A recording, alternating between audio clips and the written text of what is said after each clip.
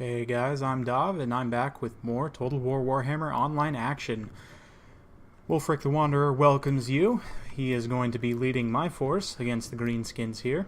So we'll go over the builds now. We've got a center line of Berserkers mixed in with regular Marauders, kind of staggered, as well as the Brutes of the Hound, of course, being a very cost-effective, unbreakable, high damage unit, and especially against another low armor faction like the Dwarves, they will excel in this matchup.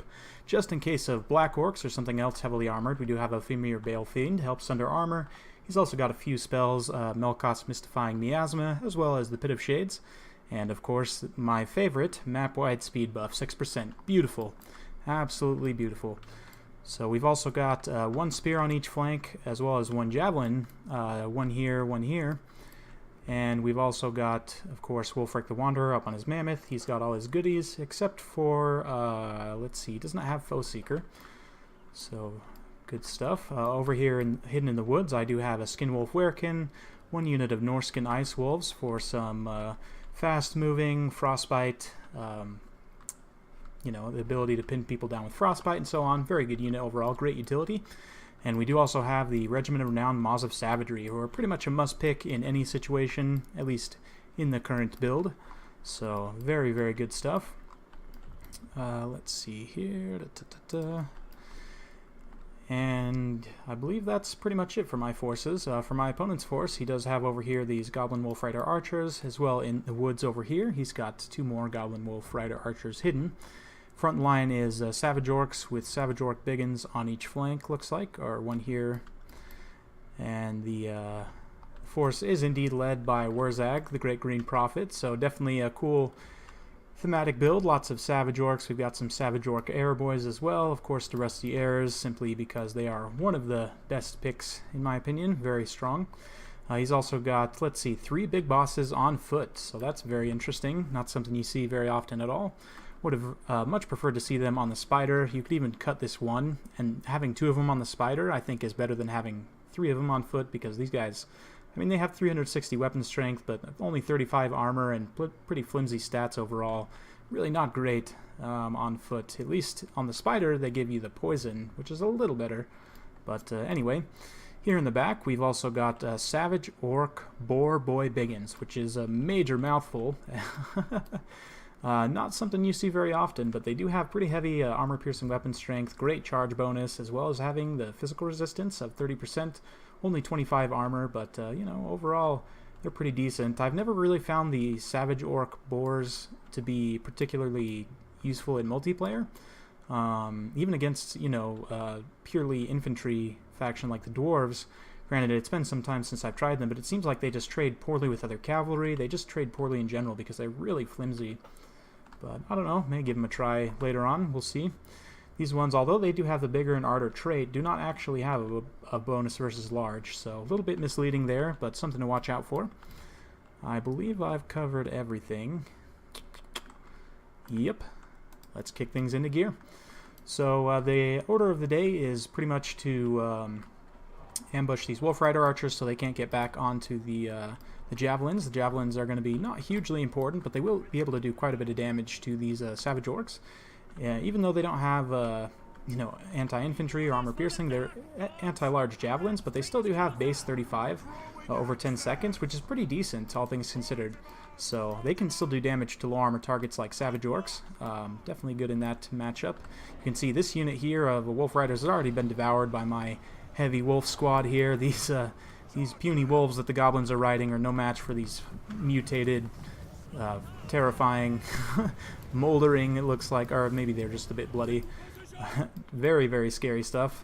Here in the center, I'm going to get peppered a bit with some archer fire from the Savage Orc Air Boys, and we're not going to like that too much, so eventually we're going to get the charge going, seeing that my opponent does have a skirmish advantage. I'm going to take quite a bit of damage, though, on these Marauder Berserkers. They're now down to 0 armor after having been hit by the Rusty Arrows, so pretty much flagellant level of arrow fire coming in right now. But over here, we're just continuing to screen out this back line. My opponent really wants no part of this. These Goblin Wolf Riders will get absolutely destroyed. So we're just going to bring the main line up, and the Marauder Berserkers are a very, very good pick in this matchup. You guys will see they'll do quite a bit of damage against the Savage Orcs, despite their physical resistance of the Savage Orcs. So you can see the Fimir Balefiend is getting in here. He's going to do a bit of magic damage. He also causes fear, which is fairly useful.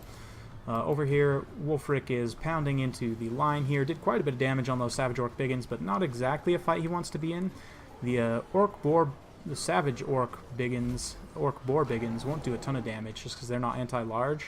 The Savage Orc Biggins will do a lot of damage, but we're going to be dropping a beautiful Pit of Shades here from the Balefiend and suck up quite a few of these Savage Orc Biggins, which is a pretty high value unit, and as well some of these Orc Boar Biggins, the Savage Orc Boar Biggins, they're standing in here as well, not taking quite as much damage, but you can see that Savage Orc Biggin is just completely ransacked now.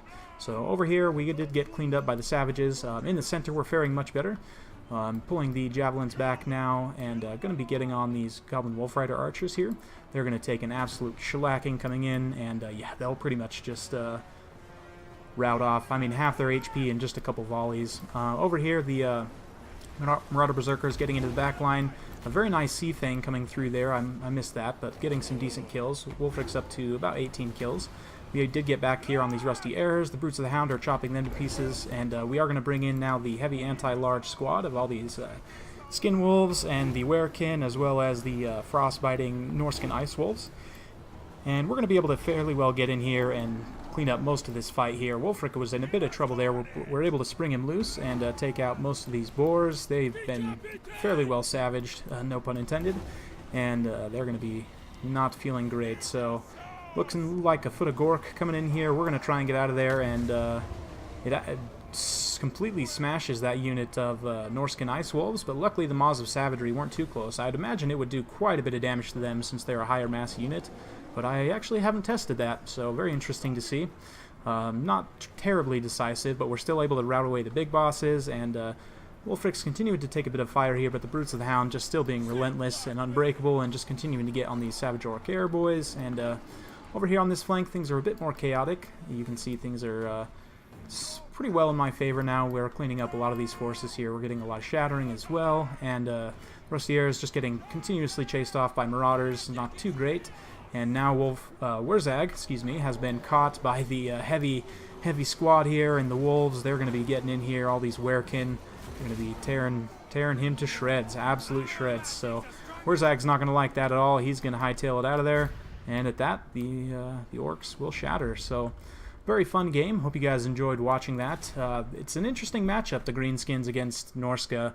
I would say Norsca holds a bit of an edge in the matchup, but you guys will have to tell me what you think. This build is decent. I would probably change a few things out, like these the Savage Orc Boar Boy Biggins are an interesting pick, but I would probably switch them out for just the regular Boar Biggins. They're cheaper, and they actually have an anti-large bonus, even though their stats are a bit worse.